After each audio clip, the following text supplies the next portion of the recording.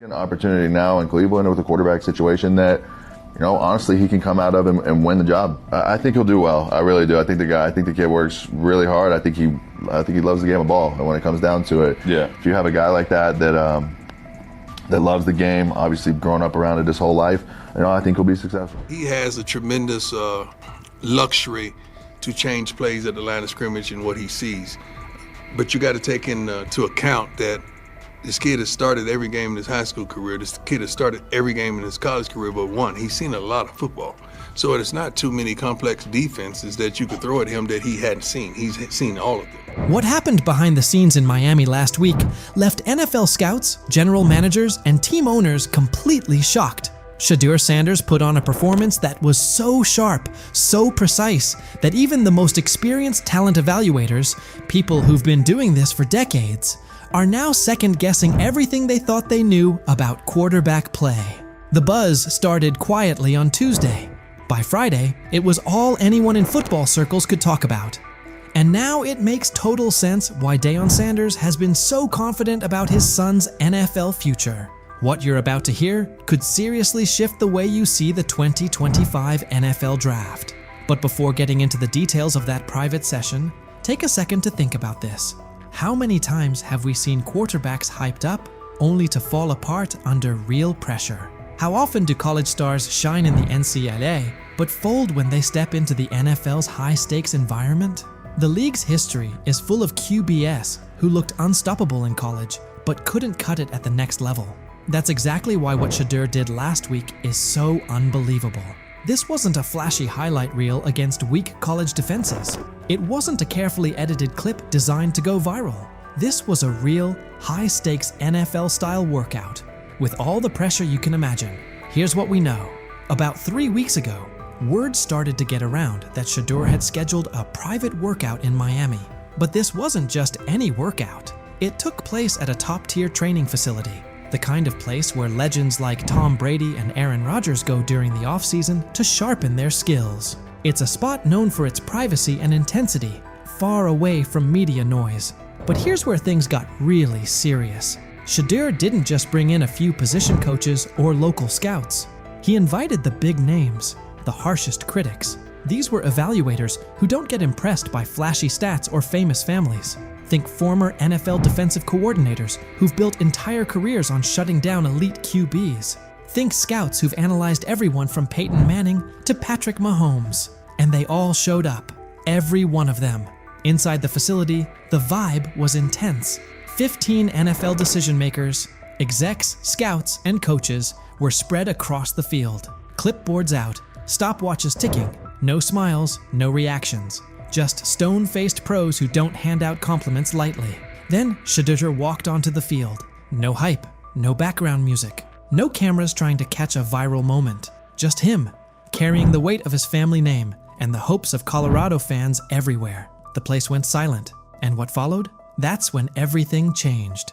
I think he's done a great job. He's a super nice kid. Those guys, the people I work with that interview him and stuff, he's a great guy. He's just got to, he's got to kind of put himself under the radar and work every day, which he seems to be doing. The first drill looked pretty basic on the surface.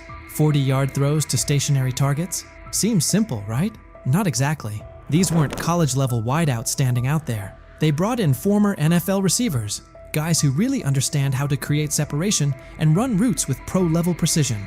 These are the kinds of receivers who can truly expose whether a quarterback has what it takes or not. Shedeur steps up to the line. First throw. Absolute laser. 40 yards, fast and clean. Tight spiral, right on target. Hits the receiver perfectly in stride. Scouts glance at each other, but no reactions yet. They've seen strong arms before. Then comes the second throw. Still 40 yards, but now it's a comeback route. Way more challenging. The timing has to be spot on. The throw needs to be out before the receiver even makes his cut. Shedeur doesn't just hit the pass. He reads it ahead of time, releasing the ball before the receiver even turns. When the ball lands right in the receiver's chest, just as he comes out of the break, even some of the veteran coaches are caught off guard. One scout literally drops his clipboard. And that was just the warm-up. The real challenge came next. Game simulation. Imagine this. A mock defense made up of former NFL players. Not fringe guys, but legit starters from just a couple of seasons ago. These defenders know how to bait quarterbacks, disguise their coverage, and turn up the pressure. Here's the setup. 2-minute drill, down 6 points, 85 yards to go, no timeouts. It's the kind of pressure that usually breaks college quarterbacks and separates the real ones from the hype. Shedeur lines up under center. The defense shows one look, but you can tell something's coming. There's a shift about to happen. Classic disguise to force confusion. As soon as the ball is snapped, the coverage rotates, just like expected. Most young QBs would freeze, panic, or try to force something risky, but not Shedeur. He steps up into the pocket with the kind of calm you see from seasoned pros. Eyes downfield the entire time. Then, he sees it. A tiny window, open for maybe half a second. A slot receiver breaking on a dig route, the linebacker trailing just behind. That window is so tight most college QBs wouldn't even attempt it. But Shedeur doesn't hesitate. He fires a strike right between two defenders, hitting his receiver in perfect stride. The linebacker stops mid-step, stunned. The safety trying to rotate over just shakes his head, like he can't believe what he just saw. The scouts lean in. They know they're watching something rare. And the best part? This was only the beginning. Incredibly accurate. Yes. He really understands not only offensive football, but he understands what you're doing as a defense, so he'll pick you apart that way. He processes quickly. Like, all those things to me are big-time attributes. And I just remember last year at this time, Bo Nix falling. People saying, hey, Bo Nix is going to be a second-rounder, and Bo Nix is not. By the way, that guy was one of the best. But now they can't have him. The same people responsible for his slide in the draft are the ones scrambling. They called him cocky, arrogant, threw every label at him, hoping it would break him. But through it all, Shedeur stayed cool. He didn't let the noise shake him or throw him off course. His mindset never wavered. He knew exactly what he brought to the table, and no amount of criticism was going to change that. Instead of folding under the pressure, he locked in even more. Their doubt didn't shake him. It fueled him, because deep down, he knew that what he showed on that field wasn't some lucky moment. It was real.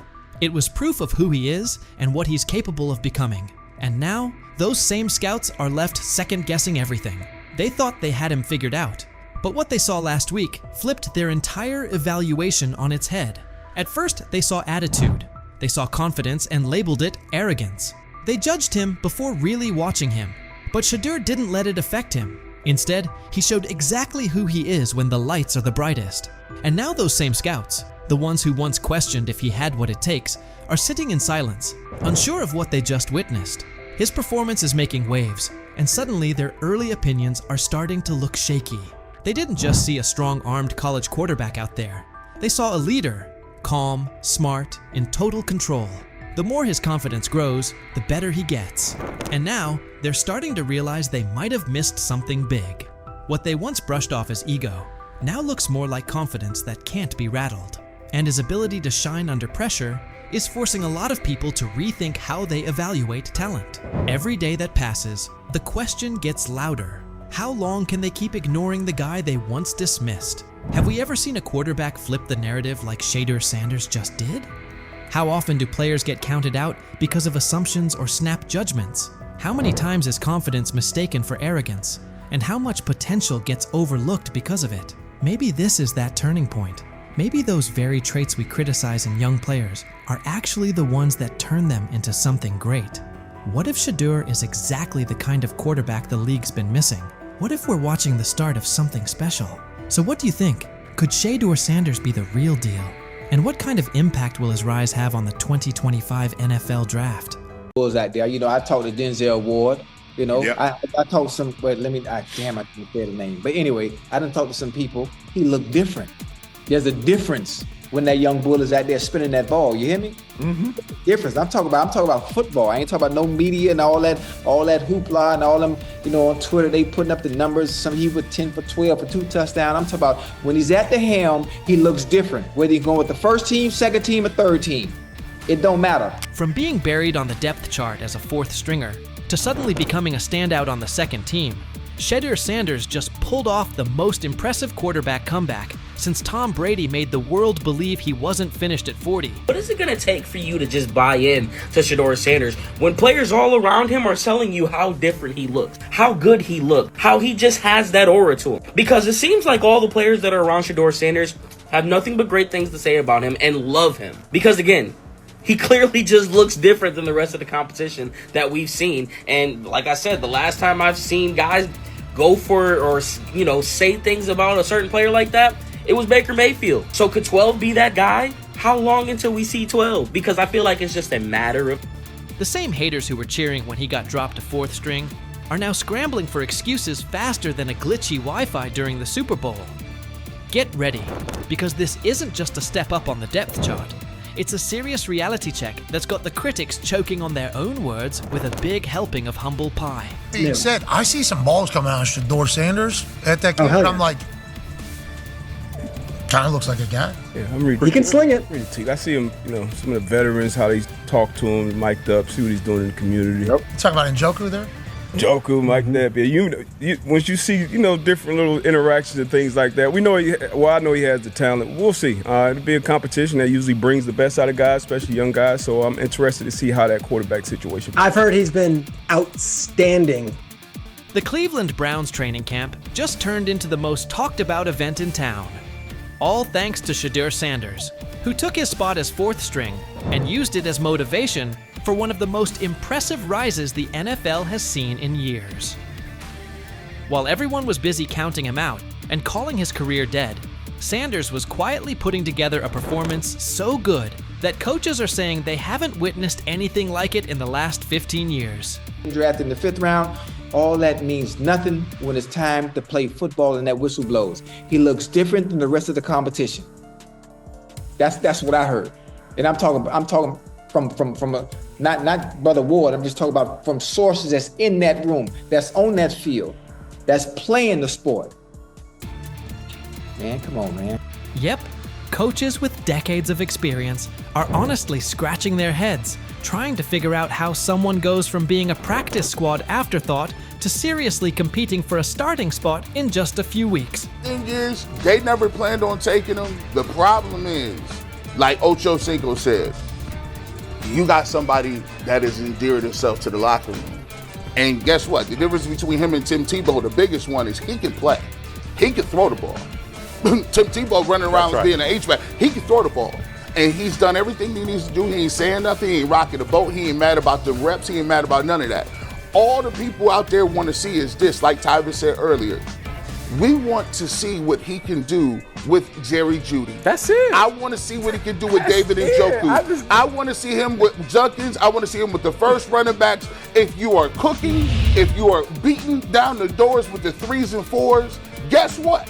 You deserve more. That was a bar. It rhymed. It was. Remember when Mary Kay Cabot dropped that bombshell report saying Shedeur Sanders was the 4th string quarterback? The internet blew up faster than a Michael Bay explosion. Critics came out of nowhere, like ants at a picnic, rushing to call his NFL dreams dead on arrival. They claimed he was only shining against guys who'd either end up on practice squads or be out of the league by September. They pointed out he wasn't getting reps in 11-on-11 drills and said he needed to earn his way up the depth chart. Dude, listen, the guy, all I can say is that he goes where the ball's supposed to go and it looks the way it's supposed to look. Mm-hmm. And when I hear that tells me it sounds like the Browns may have got a steal with Shedeur Sanders in the 5th round, because I think he'll have a chance. I'm not saying he's going to be the starting quarterback in September, like week 1 or 2 or whatever it may be early in the year, but I think he's got a chance to develop into something that hopefully would preclude them from having to draft a quarterback, first overall or top 5 next year. He said, I see some balls coming out of Shedeur Sanders at that game, and I'm like, kind of looks like a guy. Yeah, I'm ready. He can sling it. I see him, some of the veterans, how they talk to him, mic'd up, see what he's doing in the community. Yep. Talk about Njoku there? Njoku, Mike Napier. Once you see, different little interactions and things like that, I know he has the talent. We'll see. It'll be a competition that usually brings the best out of guys, especially young guys. So I'm interested to see how that quarterback situation. I've heard he's been outstanding. Funny how the tables have turned. Those same critics are now watching Sanders climb the depth chart like he's scaling Mount Everest with rocket boosters. The guy they wrote off is now the one they can't stop paying attention to. Every completion sends a message. Every perfect throw is a reminder that real talent doesn't stay hidden forever. And with every practice, he's showing that maybe, just maybe, the Browns stumbled upon their hidden gem. One thing for the fans to sit here and hype up Shedeur Sanders, because we all know how we get about certain players that we like. But it's another thing when you hear it from players who are actually on the field, who are actually in the locker room, who are actually next to this guy every single day. Because I'm sure we've all seen the quote by now by Chad Johnson when they were on the nightcap, and he talked to some young bulls. He talked to Denzel Ward. He didn't want to give away his name, but he already did it. And he said that Denzel Ward says he looks different from the rest of the competition. We've already been seeing. When word got out that Shedeur Sanders officially moved up to second-team reps, passing Dillon Gabriel along the way, the shockwaves hit from Cleveland all the way to Canton. This wasn't just some small roster tweak, this was huge. One day he's throwing passes to practice squad guys, and the next he's running with the second team, putting real pressure on the starting quarterback spot. The promotion came after Sanders completely dominated minicamp, showing toughness, leadership, and total control on the field. His passes were right on target, hitting receivers in stride. His decision-making was sharp as a blade, and his grasp of the playbook had coaches nodding like proud parents at a school play. But this wasn't beginner's luck. It was steady, calculated execution that the coaching staff just couldn't ignore. And I don't know, there was never no one thought he was this like malcontent or like a bag. It wasn't. That was the word, That was kind of what was being said. That was kind of what was being said. No. The pre-draft process was so unorthodox that he didn't go through it all like everyone else did. And I think there's a lot that we can look back on this thing, especially if he becomes a star in this league and say, you could point fingers in a million ways.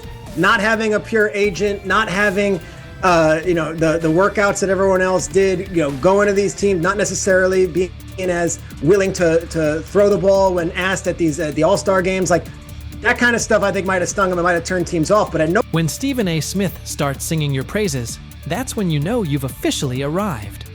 The ESPN personality, famous for his fiery takes and no-nonsense analysis, didn't just mention Sanders. He gave him the full Stephen A. treatment. He praised Sanders not only for his top-tier football skills, but also for the intangibles that separate the good from the great. This kid's mindset puts him ahead of the pack, Stephen said, with the confidence of someone who's seen enough football to spot greatness from a mile away. He pointed out Sanders' composure, mental toughness, and relentless drive to compete at the highest level. When Stephen A. says, "It's not just about throws and stats anymore," you better believe the whole football world is paying attention. This stuff wasn't made up. I covered the draft for ESPN. I'm sitting on the desk. It's Shefty, it's Mel, it's me, it's Lewis.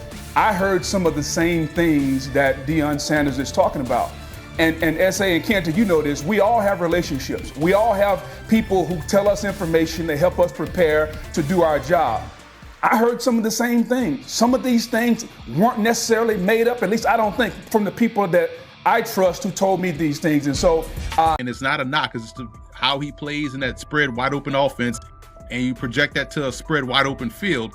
Yes, the arm may not be as strong. I can't imagine there's many people that think Dillon Gabriel's a better quarterback than Shedeur Sanders. I don't care where they were drafted. And if the Browns are the one team that thinks that, then I'm going to suspect it's not. I never root against anybody. Yeah. But I'd be surprised if Dillon Gabriel's ever a legitimate starting quarterback for the Cleveland Browns. I'd be surprised. I just don't think. Big news coming out of Cleveland. The competition for the starting quarterback spot is getting intense. Right now, it looks like Shedeur Sanders is pulling ahead in the race for QB1, while Dillon Gabriel is starting to raise concerns about whether he can hold onto the job. Gabriel was brought in for his size and physical presence, but things haven't been going his way. His arm strength and overall throwing performance during training camp have been underwhelming. In contrast, Sanders has been consistently outperforming him on the field. At this point, Shedeur Sanders seems to be on track to take over as Cleveland's starting quarterback. This shift could have big implications for the team moving forward. Initially, Gabriel was drafted before Sanders and was widely seen as the likely pick for the top quarterback spot. But there's been one major issue that keeps coming up: his height. At just 5'11", Gabriel's size has become a real concern, especially in a league where physical stature can make a big difference. Throughout training camp, Gabriel has had a tough time making long throws with the kind of ease people expected from him. In a position that demands both power and precision, that's a tough weakness to overcome. Meanwhile, Sanders has continued to turn heads with his ability to deliver accurate deep passes, using his long limbs and natural throwing ability to his advantage. It's become clear that Sanders has taken control of the QB battle during camp, while Gabriel has struggled, particularly when facing pressure or a crowded pocket. That's now led to a lot of talk from analysts, who are wondering if Gabriel's lack of arm strength and ability to perform under pressure might be too big of a hurdle for him to succeed in the NFL. The big question now, how can a quarterback with such a serious gap in his game expect to survive, let alone thrive, in one of the most competitive football leagues on the planet? Gets the ball out, he's accurate. As far as how does that translate to the National Football League, I just don't see it. I don't know why. I'm sure he's a great kid, he plays his ass off, he's a winner, but when I watch him on tape, nothing really excites me about his game other than the fact that he's pretty accurate, got a quick arm. Dillon Gabriel's struggles became pretty obvious during OTAs and minicamps, where some key issues in his game started to show. One particular rep stood out. He looked noticeably worried about defensive linemen swatting down his passes at the line of scrimmage. That concern led him to start releasing the ball a bit higher than usual, and it threw things off. Some of his passes ended up sailing over his receivers' heads, while others got tipped right at the line. It's definitely something he'll need to work on if he wants to seriously compete at the pro level. Dillon Gabriel raises a lot of eyebrows of concern. As you guys know, he had a ball batted down today, and it turned into an interception, pick six. And you guys can see right here, this was a cause of concern coming into the draft when it pertained to Dillon Gabriel, is how, his smaller frame. You guys seen him with the Johnny Manziels. Just kind of with those guys, the smaller frames, getting balls batted down to the line, ultimately turns into interceptions. That being said, both Dillon Gabriel and Shedeur Sanders have things they need to work on. Neither of them is flawless, and the quarterback competition is still very much alive. Sanders has shown more consistency throughout camp, but nothing is set in stone just yet. Both quarterbacks are still in the running, and the battle is only getting more intense. While Gabriel was having his share of mistakes,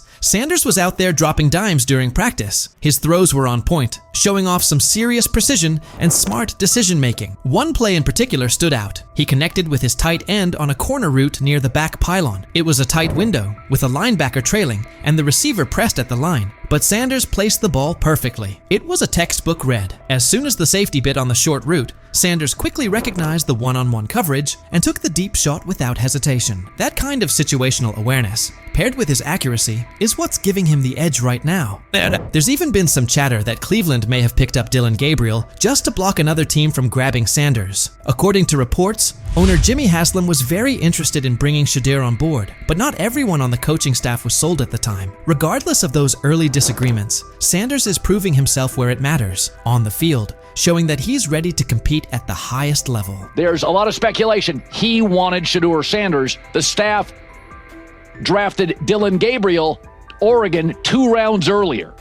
And they were doing that not because they necessarily loved Dillon Gabriel, they liked him, but they thought it would stop their impulsive owner from forcing them to draft in round 4 Shedeur Sanders. One thing that's really helped Shedeur Sanders stand out is how well he communicates on the field and takes charge of his teammates. His leadership and calm under pressure have pushed aside any lingering doubts about his potential, and he's steadily climbing to the top of the QB competition. The progress he's made in such a short span is making the coaching staff take a second look at their original plans. At this point, it's becoming clear that Sanders is making a serious case to be the future face of the Cleveland Browns. But it's not just the coaches he's winning over. Fans are fully backing him too. Across all age groups, people are showing strong support for Sanders, with many calling for him to be named the starting quarterback. His exciting playstyle, paired with his natural leadership and magnetic personality, has really struck a chord with the fan base. There's a noticeable buzz building around the idea of him leading the team, and fans are clearly invested in his journey.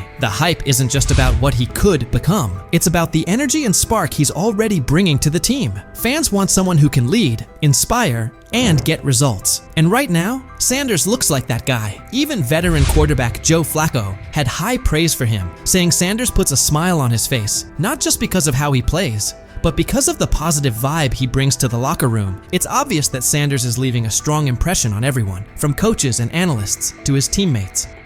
I don't know if it has an impact on much, but Shedeur's been great. I mean, he's a lot of fun to be around in those meeting rooms, and I think so far there's been, at least once in the meeting room that he's made me crack a smile, and And that's what it's all about. You know, he's a young guy trying to learn some football and come out here and practice well and do those things. And like I said, he's been a lot of fun. I mean, he's come up to me and... As the quarterback race in Cleveland picks up steam, it's becoming more obvious that Dillon Gabriel is slipping out of serious contention for the starting role. He came into camp with high hopes, thanks in large part to his size and athleticism, but his recent showings have raised some red flags. Gabriel's inconsistency with deep throws, especially when under pressure, has exposed a major weakness that's tough to ignore. Even with his solid build and physical tools, Gabriel just hasn't shown the kind of arm strength and accuracy needed to compete at the NFL level. His inability to stay composed and deliver under pressure has only fueled more concern about whether he can really hold his own in this league. Meanwhile, Shedeur Sanders is quickly climbing the depth chart, not just because of his standout play, but also due to his physical strength and mental grit. Sanders has been throwing with confidence and precision, even under duress, and he's consistently making smart reads when it counts. His accuracy and decision-making have really popped during training camp. What's more impressive is Sanders' commitment. Even without getting most of the first-team reps, he's stayed locked in and kept a disciplined approach. That work ethic, paired with his upbeat personality and leadership qualities, has earned him the respect of both his coaches and teammates. He's become a favorite among the fans, not just for what he's doing on the field, but for the energy he brings to the team overall. With Gabriel continuing to struggle, Sanders is clearly setting himself apart, not only with performance, but with presence. So now the question goes out to Browns fans. With Gabriel trying to find his footing, and Sanders making a strong push with solid play and leadership, who do you see taking over as QB1? Are you holding out hope that Gabriel bounces back? Or do you think Sanders is the obvious choice to lead this team into the future? Let us know what you think and who you're backing.